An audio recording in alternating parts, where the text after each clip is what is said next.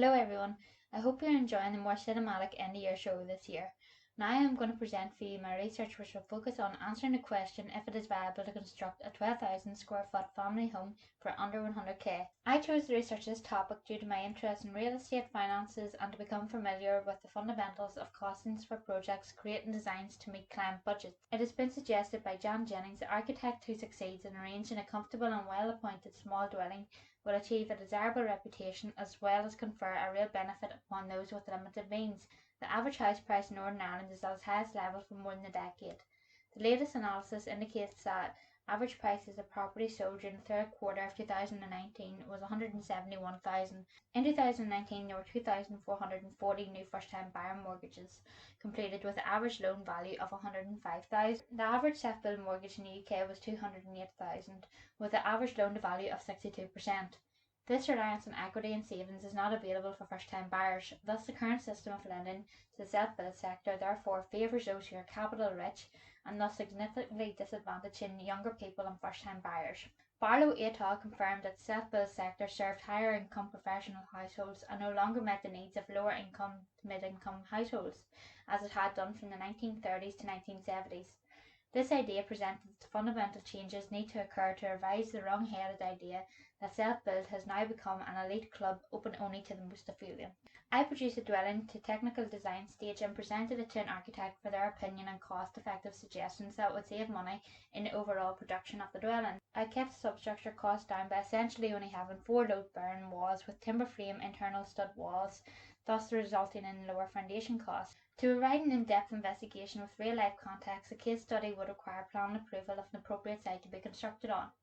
To treat the case study as such, I presented 2 possible sites to a planner. The planner reviewed the proposed dwelling and site options and approved on one of the presented sites under policy CTY3 replacement dwellings, as the suggested site had no dwelling on it, concluding it would be the most suitable site for the case study. As there was little information available regarding the cost of new build dwellings per square foot, I had carried out some research on the average cost per square foot for new build detached bungalows currently available in Northern Ireland.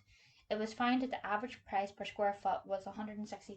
I then proceeded in producing a bill of quantities for accurate cost analysis of the construction of the 12,000 square foot dwelling. The bill of quantity results were examined by 2 quantity surveyors to confirm that they were accurate to analyse the case study. The bill of quantities determined that to complete the dwelling to a turnkey finish would cost approximately £93,078 per square foot.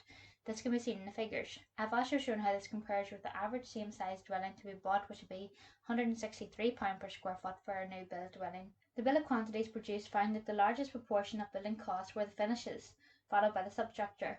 Although the cost of finishes can be considered high, care was taken to keep this figure low. It is also noted that this price includes a full kitchen fit-out including appliances, utility and a wood-burning stove to ensure the property was completed to a turnkey finish.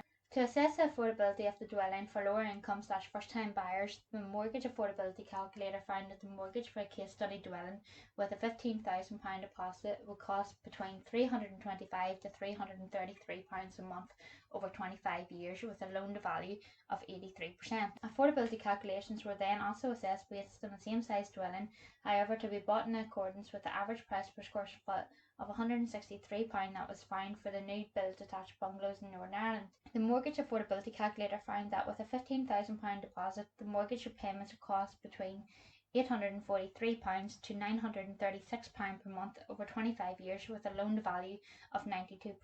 These discoveries suggest that more awareness should be made surrounding self-build to become a more mainstream option available to everyone and not just the wealthy.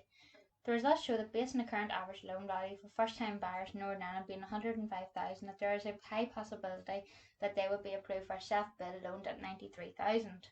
Whereas if the first-time buyers were to try and buy the same size property from a developer, it would cost £180,000. These findings reveal a better potential for affordability for lower income / first-time buyers. To self-build a 12,000 square foot dwelling could cost potentially only £325 a month, whereas if they were to buy the same size dwelling, it would cost £843 a month at least. That being stated, Michaela Benson asks, when is the end of a self-build?